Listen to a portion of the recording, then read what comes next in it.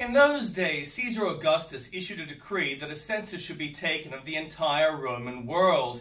This was the first census that took place while Quirinius was governor of Syria, and everyone went to their own town to register. So Joseph also went up from the town of Nazareth in Galilee to Judea and to Bethlehem, the town of David, because he belonged to the house and line of David. He went there to register with Mary, who was pledged to be married to him and was expecting a child. While they were there, the first time came for a baby to be born. She gave birth to her firstborn, a son. She wrapped him in cloths and placed him in a manger because there was no guest room available for them. And there were shepherds living out in the fields nearby, keeping watch over their flocks at night. An angel of the Lord appeared to them, and the glory of the Lord shone around them, and they were terrified. But the angel said to them, "Do not be afraid. I bring you good news that will cause great joy for all you people. Today in the town of David a Savior has been born to you. He is the Messiah, the Lord. This will be a sign to you. You will find a baby wrapped in cloths and lying in a manger." Suddenly a great company of the heavenly host appeared with the angel, praising God and saying, "Glory to God in the highest heaven, and on earth peace to those on whom his favor rests." When the angels had left them and gone into heaven, the shepherds said to one another, "Let's go to Bethlehem and see this thing that has happened, which the Lord has told us about." So they hurried off and found Mary and Joseph and the baby who was lying in the manger. When they had seen him, they spread the word concerning what had been told them about this child, and all who heard it were amazed at what the shepherds said to them. But Mary treasured up all these things, and pondering them in her heart.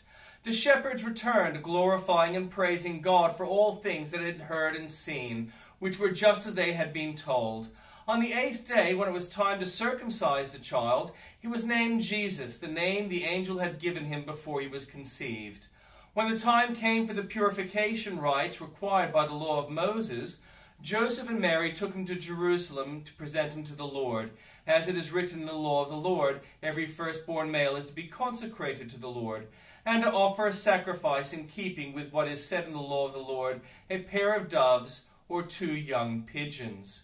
And the Old Testament reading. The allotment for Joseph began at the Jordan east of the springs of Jericho, and went up from there through the desert into the hill country of Bethel. It went on from Bethel, that is Luz, crossed over to the territory of the Archites and Artaroth, descended westward to the territory of the Japhethites, as far as the region of lower Beth-horon, and to Gezer, ending up in the Mediterranean Sea. So Manasseh and Ephraim, the descendants of Joseph, received their inheritance. This was the territory of Ephraim according to its clans. The boundary of their inheritance went to Ataroth, Adar, in the east to the upper Beth-horon, and continued on the Mediterranean Sea. From Mikmethah on the north, it curved eastward to Tanath-Shiloh, passing by it to Genoa in the east.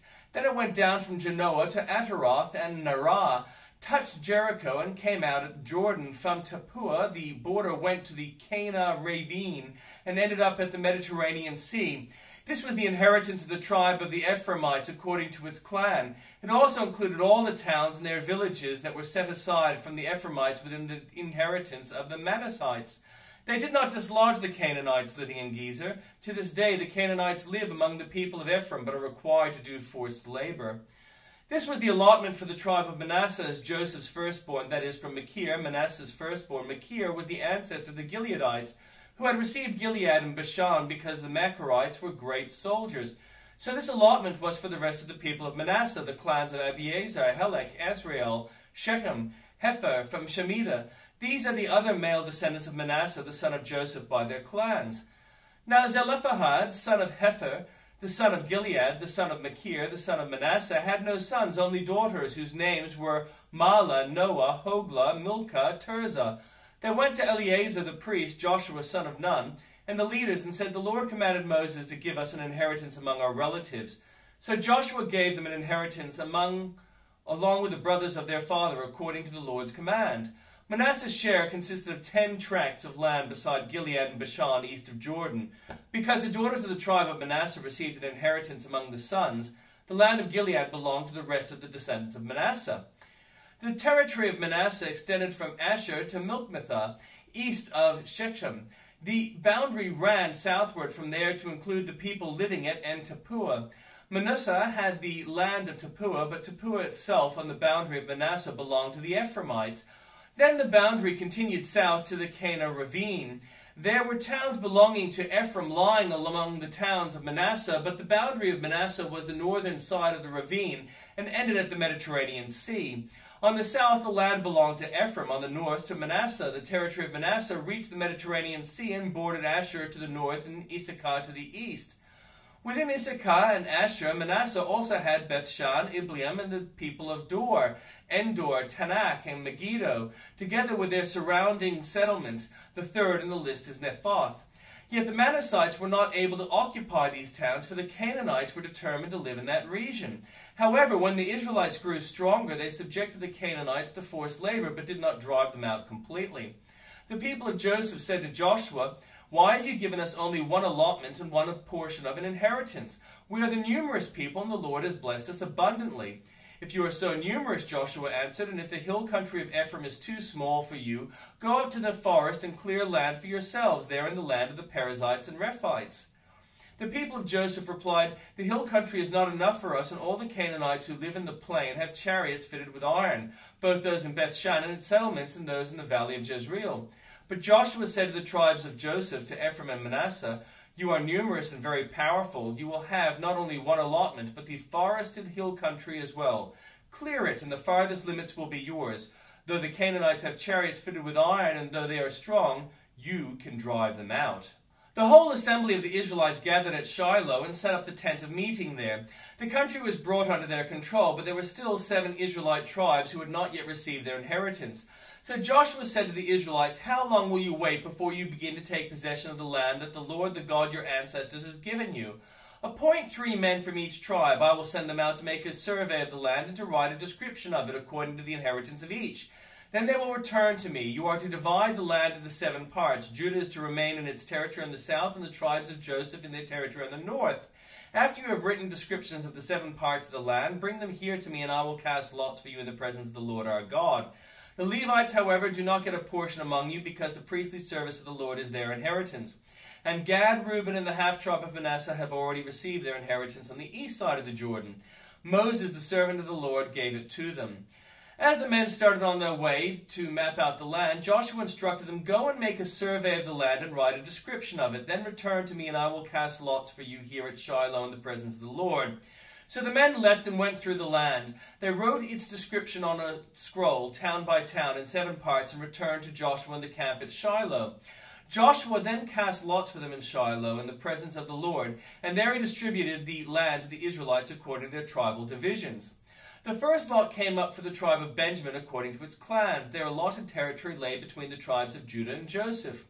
On the north side of their boundary began at the Jordan, passing on the northern slopes of Jericho and headed west into the hill country, coming out of the wilderness of Beth Aven. From there it crossed to the southern slopes of Luz, that is Bethel, and went down to Ataroth Adar on the hills south of lower Beth Horon. From the hill facing Beth Horon on the south, the boundary turned south along the western side and came out at Kiriath Baal, that is Kiriath Jearim, a town of the people of Judah. This was the western side. The southern side began at the outskirts of Kiriath Jearim on the west, and boundary came out of the spring of the waters of Nephtoah. The boundary went down to the foot of the hill, facing the valley of Ben Hinnom, north of the valley of Rephaim. It continued down the Hinnom Valley along the southern slope of the Jebusite city and on to En Rogel. It then curved north, went to En Shemesh, continued to Geliloth, which faced the pass of Adummim, and ran down to the stone of Bohan, son of Reuben. It continued into the north slope of Beth Arabah and on down into Arabah, and it then went northern slope of Beth Hoglah and came out at the northern bay of the Dead Sea at the mouth of Jordan in the south. This was the southern boundary. The Jordan formed the boundary on the eastern side. There were the boundaries that marked out the inheritance of the clans of Benjamin on all sides. The tribe of Benjamin, according to its clans, had the following towns: Jericho, Beth Hoglah, Emek, Keziz, Beth Arabah, Zemarim, Bethel, Avim, Parah, Ophrah, Kephar Ammoni, Ophni, and Geba. 12 towns and their villages: Gibeon, Ramah, Beeroth, Mizpah, Kephirah, Moza, Rakim, Irpeel, Taralah, Zelah, Haleph, the Jebusite city, that is the Jerusalem, Gibeah, and Kiriath, 14 towns and their villages. This was the inheritance of Benjamin for its clans.